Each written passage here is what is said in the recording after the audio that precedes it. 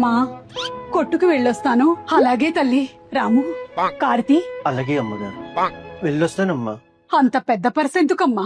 అదేంటమ్మా అలా అడిగావు? డబ్బులు అవసరం ఉంటుంది కదమ్మా. ఎంత అవసరమైతే అంతే తీసుకెళ్ళు తల్లి. హా, ఈ చిన్న పర్సులో నీకు సరిపోయేటువంటి డబ్బులున్నాయి తల్లి. చిన్న పర్సా? కిందా పట్టు. అమ్మా, అమ్మగారు, నన్ను ఏడిపించకు తల్లి.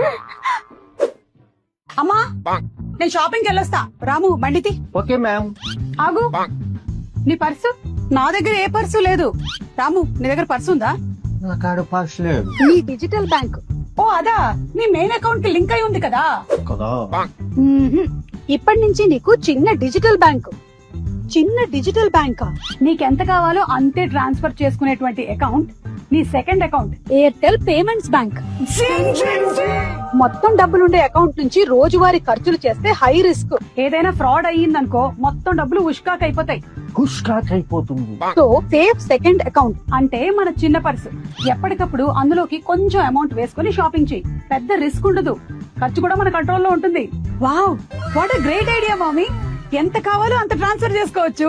Thank you madam. థ్యాంక్స్ అమ్మా. థ్యాంక్స్ నాకు కాదు, ఎయిర్టెల్ థ్యాంక్స్. ఎయిర్టెల్ కి థ్యాంక్స్.